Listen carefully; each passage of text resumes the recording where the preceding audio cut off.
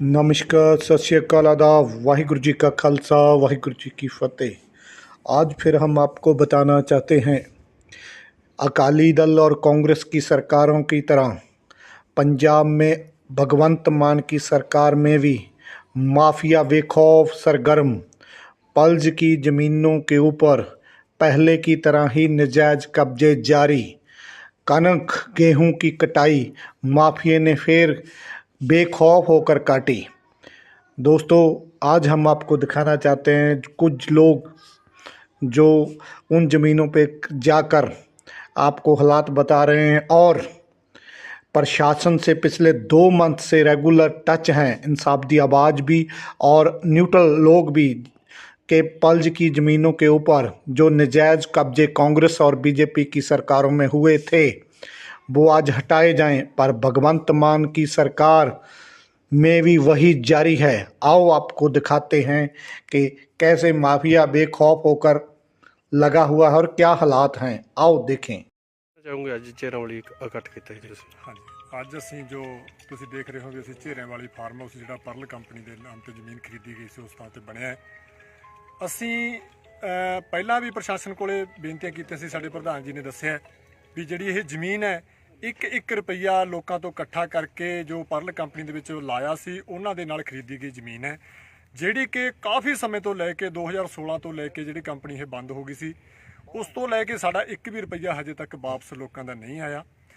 ਤੇ 2016 ਦੇ ਵਿੱਚ ਇੱਕ ਆਰਮ ਲੋਡਾ ਕਮੇਟੀ ਬਣਾਈ ਗਈ ਜਿਸ ਦੇ ਅੰਡਰ ਇਹ ਸਾਰੀਆਂ ਜ਼ਮੀਨਾਂ ਅਟੈਚ ਕੀਤੀਆਂ ਗਈਆਂ ਤੇ ਸੁਪਰੀਮ ਕੋਰਟ ਵੱਲੋਂ ਫੈਸਲਾ ਕੀਤਾ ਗਿਆ ਜਿਹੜੀ ਕਿ ਇਹ ਵੀ ਜ਼ਮੀਨਾਂ ਪਰਲ ਦੀਆਂ ਜਿਹੜੀਆਂ ਹੈਗੀਆਂ ਵੇਚ ਕੇ ਲੋਕਾਂ ਦਾ ਕਸਟਮਰਾਂ ਦਾ ਪੈਸਾ ਦਿੱਤਾ ਜਾਊਗਾ। ਅਸੀਂ ਪਿਛਲੇ ਸਮੇਂ ਤੋਂ ਲੈ ਕੇ ਦਰ ਦੀਆਂ ਠੋਕਰਾਂ ਖਾ ਰਹੇ ਹਾਂ। ਲੋਕਾਂ ਦਾ ਇੱਕ ਇਕੱਠਾ ਕਰਕੇ ਰੁਪਈਆ ਲੱਗਿਆ ਹੋਇਆ ਜਿਹੜਾ ਅੱਜ ਤੱਕ ਨਹੀਂ ਵਾਪਸ ਮਿਲਿਆ।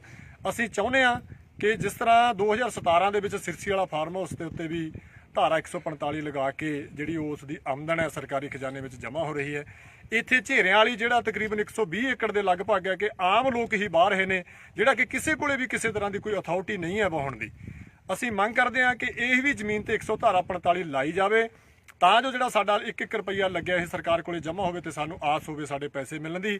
ਅਸੀਂ ਪ੍ਰਸ਼ਾਸਨ ਤੋਂ ਇਹੀ ਮੰਗ ਕਰਦੇ ਹਾਂ ਕਿ ਨਹੀਂ ਸਾਨੂੰ ਮਜਬੂਰਨ ਅਸੀਂ ਇਸ ਫਾਰਮ ਹਾਊਸ ਤੇ ਅਸੀਂ ਇੱਕ ਲੰਬੇ ਸਮੇਂ ਲਈ ਪਰਮਾਨੈਂਟਲੀ ਅਸੀਂ ਭੁੱਖ ਹੜਤਾਲ ਤੇ ਬੈਠਾਂਗੇ ਜਿੰਨਾ ਚਿਰ ਇਹ ਆਪਣੇ ਧਾਰਾ 145 ਨਹੀਂ ਲੱਗਦੀ, ਲੋਕਾਂ ਦਾ ਪੈਸਾ ਨਹੀਂ ਵਾਪਸ ਕੀਤਾ ਜਾਂਦਾ, ਅਸੀਂ ਉਹਨਾਂ ਚਿਰ ਇਹ ਸੰਘਰਸ਼ ਲੜਾਂਗੇ ਜੀ।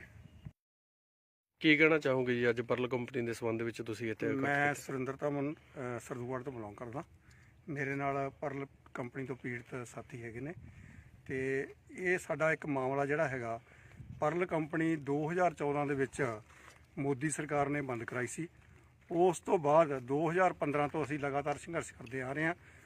2017 ਦੇ ਵਿੱਚ ਪ੍ਰਸ਼ਾਸਨ ਨੇ ਸਾਨੂੰ ਵਿਸ਼ਵਾਸ ਦਿਵਾਇਆ ਸੀ ਵੀ ਜਿਹੜੀਆਂ ਇਹ ਪ੍ਰਾਪਰਟੀਆਂ ਨੇ ਇਹਨਾਂ ਦੇ ਉੱਤੇ ਧਾਰਾ 145 ਲਗਾ ਦਿੱਤੀ ਜਾਊਗੀ। ਧਾਰਾ 145 ਲਗਾਉਣ ਨਾਲ ਕੀ ਹੈ ਵੀ ਜਿਹੜੇ ਥਰਡ ਪਰਸਨ ਰਾਜਨੀਤਿਕ ਲੋਕ ਇੱਥੋਂ ਨਜਾਇਜ਼ ਢੰਗ ਨਾਲ ਖੇਤੀ ਕਰਕੇ ਪੈਸਾ ਲੈ ਕੇ ਜਾ ਰਹੇ ਨੇ ਉਹ ਰੋਕਿਆ ਜਾ ਸਕਦਾ ਸੀ। ਪਰ 145 ਧਾਰਾ ਕੱਲੀ ਸਿਰਸੀ ਵਾਲਾ ਜਿੱਥੇ 42 ਕਿੱਲੇ ਜ਼ਮੀਨ ਹੈ ਪ੍ਰਾਪਰਟੀ ਕੰਪਨੀ ਦੀ ਉੱਥੇ ਲਗਾ ਦਿੱਤੀ ਗਈ, ਪਰ ਇਹ ਝੇਰਿਆਂ ਵਾਲੀ ਰਾਪੁਰ ਔਰ ਬਡਲਾਡਾ ਏਰੀਆ ਦੇ ਵਿੱਚ ਜ਼ਮੀਨ ਜਿਹੜੀ ਪਈ ਹੈ ਉੱਥੇ ਨਹੀਂ ਲਏਗੀ। ਸਾਡੀ ਪ੍ਰਸ਼ਾਸਨ ਤੋਂ ਔਰ ਸਰਕਾਰ ਤੋਂ ਮੰਗ ਹੈ ਵੀ ਇੱਥੇ 100 ਧਾਰਾ 45 ਲਾਈ ਜਾਵੇ ਤਾਂ ਕਿ ਨਜਾਇਜ਼ ਢੰਗ ਨਾਲ ਖੇਤੀ ਕਰਕੇ ਲੋਕ ਜੋ ਰਾਜਨੀਤਿਕ ਲੋਕ ਨੇ ਉਹ ਲੈ ਕੇ ਰਹੇ ਨੇ ਉਹ ਨਾ ਲੈ ਕੇ ਜਾਣ। ਲੋਕਾਂ ਦਾ ਹੱਕ ਹੈ, ਇਹ ਲੋਕਾਂ ਦਾ ਹੱਕ ਸਰਕਾਰ ਦੇ ਖਾਤੇ ਦੇ ਵਿੱਚ ਜਮ੍ਹਾਂ ਹੋਵੇ ਕਿਉਂਕਿ ਸਿਰਸੀ ਵਾਲਾ SDM ਸਾਹਿਬ ਠੇਕੇ ਤੇ ਦਿੰਦੇ ਨੇ ਔਰ ਉੱਥੇ ਲਗਭਗ 92 ਲੱਖ ਰੁਪਈਆ 5 ਸਾਲਾਂ ਦੇ ਵਿੱਚ ਸਰਕਾਰੀ ਖਾਤੇ ਦੇ ਵਿੱਚ ਜਮ੍ਹਾਂ ਹੋ ਚੁੱਕਿਆ। ਪਰ ਅਸੀਂ ਹੁਣ ਮੰਗ ਕਰਦੇ ਹਾਂ ਨਵੀਂ ਸਰਕਾਰ ਤੋਂ, MLA ਸਾਹਿਬ ਤੋਂ, ਗੁਰਪ੍ਰੀਤ ਬਣਾਵਾਲੀ ਤੋਂ ਵੀ ਇਹ ਜਿਹੜੀ ਪ੍ਰਾਪਰਟੀ ਹੈ ਇਹਦੇ ਉੱਤੇ 145 ਲਾਈ ਜਾਵੇ ਕਿਉਂਕਿ ਸਾਨੂੰ ਅੱਜ 10 ਦਿਨ ਤੁਰੇ ਫਿਰਦਿਆਂ ਨੂੰ ਹੋ ਗਏ ਔਰ SDM ਸਾਹਿਬ ਨੂੰ ਮਿਲ ਚੁੱਕੇ ਹਾਂ, SHO ਸਾਹਿਬ ਨੂੰ ਮਿਲ ਚੁੱਕੇ ਹਾਂ, ਪਰ ਸਾਨੂੰ ਇਨਸਾਫ ਨਹੀਂ ਦਿੱਤਾ ਜਾ ਰਿਹਾ। ਸਾਨੂੰ ਪੂਰਨ ਵਿਸ਼ਵਾਸ ਹੈ ਕਿਉਂਕਿ ਨਵੀਂ ਸਰਕਾਰ ਬਣੀ ਹੈ ਔਰ ਇਸ ਨੇ ਸਾਡੇ ਨਾਲ ਵਾਅਦਾ ਵੀ ਕੀਤਾ ਹੈ ਵੀ ਅਸੀਂ ਜੋ ਵੀ ਕੰਪਨੀ ਦੇ ਵਿੱਚ ਪੈਸੇ ਲੱਗੇ ਨੇ ਲੋਕਾਂ ਦੇ ਪੈਸੇ ਵਿਆਜ ਸਮੇਤ ਵਾਪਸ ਦਵਾਵਾਂਗੇ। ਹੁਣ ਸਾਡੀ ਇਹੀ ਪ੍ਰਸ਼ਾਸਨ ਅੱਗੇ ਮੰਗ ਹੈ, ਸਰਕਾਰ ਅੱਗੇ ਮੰਗ ਹੈ ਵੀ ਇੱਥੇ ਧਾਰਾ 145 ਲਾਈ ਜਾਵੇ ਤਾਂ ਕਿ ਇੱਕ ਵਾਰੀ ਤਾਂ ਫਸਲ ਉਹ ਵੱਢ ਕੇ ਲੈ ਚੁੱਕੇ ਨੇ, ਉਹ ਜਿਹੜੀ ਫਸਲ ਵੱਢ ਕੇ ਲੈ ਕੇ ਗਏ ਨੇ ਕਣਕ ਵਗੈਰਾ ਉਹ ਵੀ ਪ੍ਰਸ਼ਾਸਨ ਦੀ ਮਿਲੀ ਭਗਤ ਨਾਲ ਗਈ ਹੈ ਕਿਉਂਕਿ ਅਸੀਂ ਪਹਿਲੇ ਕਣਕ ਵੱਢਣ ਤੋਂ ਪਹਿਲੇ ਪ੍ਰਸ਼ਾਸਨ ਨੂੰ ਮਿਲ ਚੁੱਕੇ ਸੀ ਪਰ ਉਹਨਾਂ ਨੇ ਇਹ ਫਸਲ ਰੋਕੀ ਨਹੀਂ ਹੈ ਔਰ ਫਸਲ ਵੱਢ ਕੇ ਉਹ ਲੈ ਚੁੱਕੇ ਆ। ਜਾਂ ਸਾਨੂੰ ਇਹ ਹਿਸਾਬ ਦੇਣ, ਸਰਕਾਰ ਨੂੰ ਹਿਸਾਬ ਦੇਣ ਇਹ ਪੈਸਾ ਕਿੱਥੇ ਜਮ੍ਹਾਂ ਕਰਵਾਇਆ ਗਿਆ। ਇਹਦੇ ਵਿੱਚ ਜਿਹੜੀ ਪਿਛਲੀ ਕਾਂਗਰਸ ਸਰਕਾਰ ਦੇ ਬੰਦੇ ਸੀ ਉਹਨਾਂ ਨੇ, ਸੰਬੰਧਿਤ ਬੰਦਿਆਂ ਨੇ ਇੱਥੇ ਪਿਛਲੀ ਸਰਕਾਰ ਦੇ ਮੌਜੂਦਾ ਜਿਹੜਾ ਇੱਥੋਂ ਦਾ ਹਲਕਾ ਇੰਚਾਰਜ ਹੈ ਕਾਂਗਰਸ ਸਰਕਾਰ ਦਾ, ਉਹਦੀ ਮਿਲੀ ਭੁਗਤ ਨਾਲ ਇਹ ਜਿਹੜੀ ਹੈ ਇੱਥੇ ਕਣਕ ਬੀਜੀ ਗਈ ਸੀ ਔਰ ਉਹ ਵੱਢੀ ਗਈ ਹੈ। ਔਰ ਇਹਦੇ ਵਿੱਚ ਸਰਾਸਰ ਜਿਹੜਾ ਧੱਕਾ ਹੈ, ਜਿਹੜਾ ਪੀੜਤਾਂ ਨਾਲ ਧੱਕਾ ਹੈ ਔਰ ਇਹ ਸਰਕਾਰ ਦੀ ਮਿਲੀ ਭੁਗਤ ਨਾਲ ਇਹ ਸਾਰਾ ਕੰਮ, ਪ੍ਰਸ਼ਾਸਨ ਦੀ ਮਿਲੀ ਭੁਗਤ ਨਾਲ ਹੋ ਰਿਹਾ। ਪਰ ਅਸੀਂ ਮੌਜੂਦਾ ਸਰਕਾਰ ਜਿਹੜੀ ਨਵੀਂ ਬਣੀ ਆਮ ਪਾਰਟੀ ਦੀ, ਉਹਦੇ ਤੋਂ ਮੰਗ ਕਰਦੇ ਹਾਂ ਔਰ ਪ੍ਰਸ਼ਾਸਨ ਤੋਂ ਮੰਗ ਕਰਦੇ ਹਾਂ ਵੀ ਹੁਣ ਟਾਈਮ ਸਮਾਂ ਬਿਨਾਂ ਸਮਾਂ ਗਵਾਏ ਇੱਥੇ 145 ਧਾਰਾ ਜਿਹੜੀ ਲਾਈ ਜਾਵੇ ਤਾਂ ਕਿ ਲੋਕਾਂ ਦਾ ਹੱਕ ਹੈ, ਜਿਹੜਾ ਲੋਕਾਂ ਦੇ ਪੈਸੇ ਨਾਲ ਇਹ ਜ਼ਮੀਨ ਬਣੀ ਹੋਈ ਹੈ, ਉਹ ਪੈਸਾ ਜਿਹੜਾ ਹੈ ਉਹ ਸਰਕਾਰੀ ਖਾਨੇ ਦੇ ਵਿੱਚ ਜਮ੍ਹਾਂ ਹੋਵੇ ਔਰ ਜਦੋਂ ਵੀ ਡਿਵਾਈਡ ਕੀਤਾ ਜਾਵੇ ਤਾਂ ਉਹ ਲੋਕਾਂ ਨੂੰ ਪੈਸਾ ਮਿਲ ਸਕੇ। ਕਹਿਣਾ ਚਾਹੋਗੇ ਜੀ ਝੇਰਾਂ ਵਾਲੀ ਗਏ ਜਿੱਥੇ ਝੇਰਿਆਂ ਵਾਲੀ ਵਿਸ਼ੇ ਤੇ ਕਹਿਣਾ ਚਾਹਾਂਗੇ ਵੀਰ ਜੀ, ਅਸੀਂ ਅੱਜ ਖੜੇ ਹਾਂ ਝੇਰਿਆਂ ਵਾਲੀ ਫਾਰਮ ਹਾਊਸ ਤੇ, ਜਿਹੜਾ ਪਰਲ ਦੀ ਕੰਪਨੀ ਦਾ ਹੈ।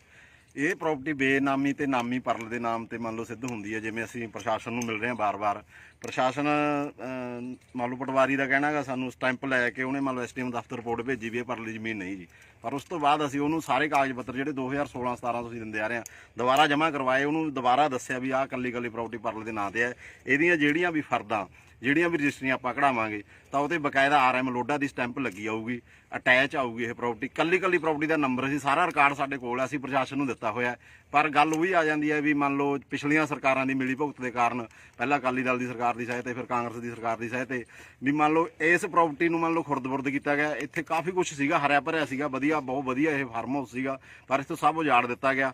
ਇੱਥੋਂ ਕੱਲੀ ਚੀਜ਼ ਲੋਕ ਇੱਥੋਂ ਲੈ ਕੇ ਉਠਾ ਕੇ, ਤੇ ਜ਼ਮੀਨ ਦੀ ਜਿਹੜੀ ਮੰਨ ਲਓ ਪਿਛਲੇ 5 ਸਾਲਾਂ ਦੀ ਰਿਕਵਰੀ ਹੈ, ਅਸੀਂ ਮੰਗ ਕਰਦੇ ਹਾਂ ਮੰਨ ਲਓ ਭਗਵੰਤ ਮਾਨ ਸਾਹਿਬ ਤੋਂ, ਮੁੱਖ ਮੰਤਰੀ ਪੰਜਾਬ ਤੇ ਮੰਨ ਲਓ ਆਲ ਇੰਡੀਆ ਸਰਕਾਰ ਤੋਂ ਵੀ ਅਸੀਂ ਮੰਗ ਕਰਦੇ ਹਾਂ ਵੀ ਇਹਨਾਂ ਪ੍ਰਾਪਰਟੀਆਂ ਤੇ ਜਲਦੀ ਕਾਰਵਾਈ ਕਰਕੇ ਇਹਨਾਂ ਨੂੰ ਮੰਨ ਲਓ ਕਮੇਟੀ ਨਾਲ ਇਹ ਅਟੈਚ ਨੇ, ਇਹਨਾਂ ਤੇ 45 ਲਾ ਕੇ ਇਹਦਾ ਪੈਸਾ ਸਰਕਾਰੀ ਖਜ਼ਾਨੇ 'ਚ ਜਾਵੇ।